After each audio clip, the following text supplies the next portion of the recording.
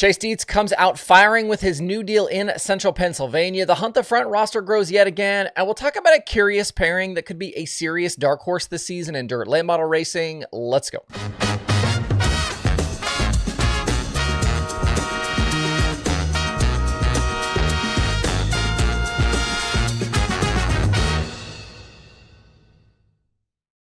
It's Monday, February 24th. I'm Justin Fiedler. This is DIRTRACKR Daily presented by Kubota Genuine Parts.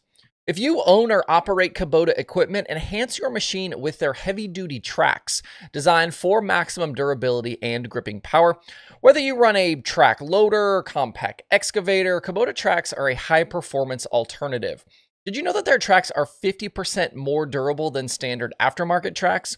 They will ensure you can tackle mud, soft soil, or slopes with confidence, navigate the most demanding terrains effortlessly, and elevate your productivity in every job. You can find a full line of Kubota Genuine Parts, including their high-quality tracks, at any one of the more than 1,000 dealers nationwide. Find a dealer in the My Kubota app or visit KubotaUSA.com. Sprint car racing for the year is now officially on in Central Pennsylvania, with yesterday's Icebreaker at Lincoln Speedway kicking things off. I saw a comment here or there about yesterday's car count with 28 officially signed in. Those comments obviously pointing towards there being only 28 cars there. It was actually the most sprint cars they've had for the Icebreaker since 2022, though, more than 2024 and more than 2023. So actually decent car count. We had a bunch of the usual suspects, plus a few travelers, Parker Price Miller and Bernie's Indy Race Part 71. Zeth Sabo was there in Rich Farmer's car.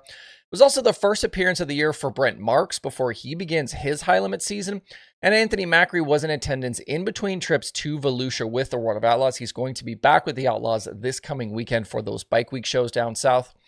It ended up being, though, a big day for Chase Dietz, who was making his debut with that Stamen team. Stamen parted ways with driver Devin Borden, in 2024, and Dietz was hired as his replacement for this season. Justin Whittle also made some late season starts in the 23 as well.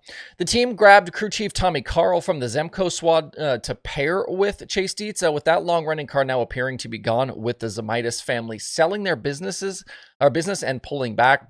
It seems like both were pretty good moves here. Dietz started on the pole, fell back early, but then drove back to the front and around Danny Dietrich inside 10 to go.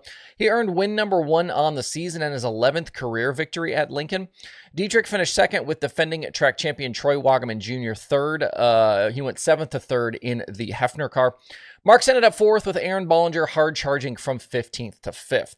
I said last week that I thought this could be a really tough season in Posse Land, and Dietz establishing himself early as a contender, I think it's going to put more pressure on some of the other names there. Dietz and Stamen aren't chasing any track championships this year, but they seem poised to be a problem at all of the good paying races. Dietz has been very solid the last few seasons in and around Central PA. He just hasn't yet had a real breakout season.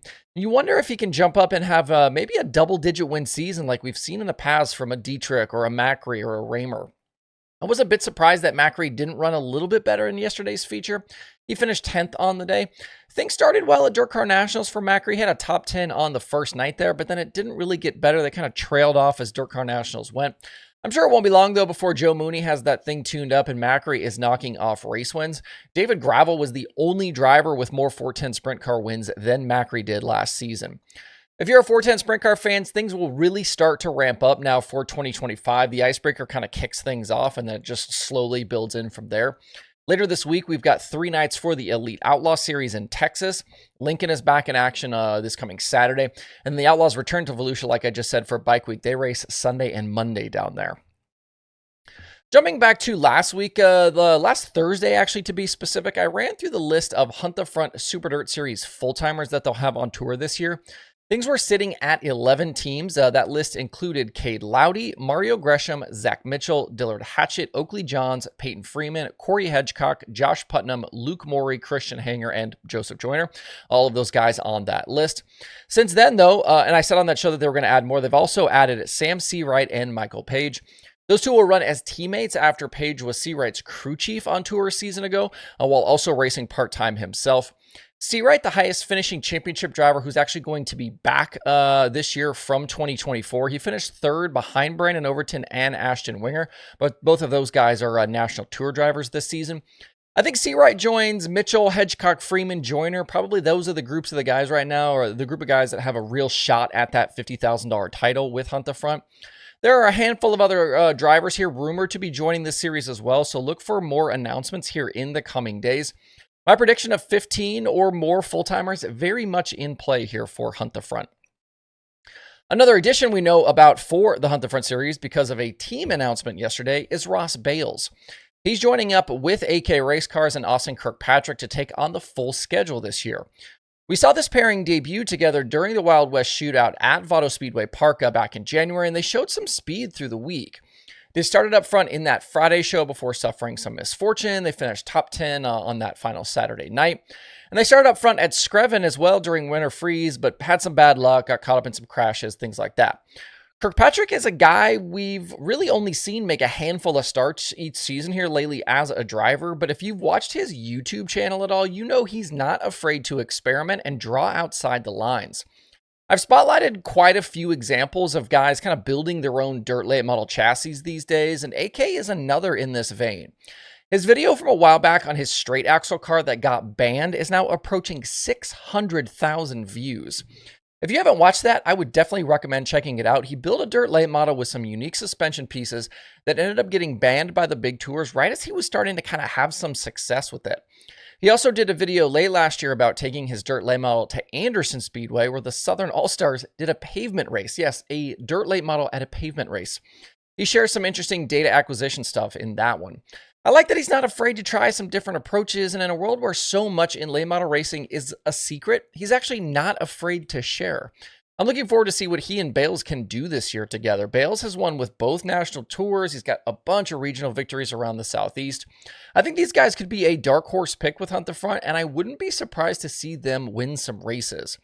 The Hunt the Front season gets rolling again on March 8th at I-75 for $20,000 to win. That's your daily show for today. If you want even more, make sure to check out DIRTRACKR.com. There's a lot of stuff there. You can find all of the past episodes for this show in both audio and written form, along with the conversations episodes we've done. You can also find the links to the different podcast places and subscribe. There's updated news from all over the sport, every major series, a bunch of the major news websites. All of those are on the front page. That website, that front page updates itself every 15 minutes. So as news breaks and releases come out through the course of the day, all of that stuff gets updated automatically. There's also the analytics section. There's the archive for past slider issues. I just sent a new slider out today and a whole lot more. So check out DIRTRACKR.com each day for all sorts of fresh stuff. I hope you guys have a great Monday out there. We will see you right back here tomorrow.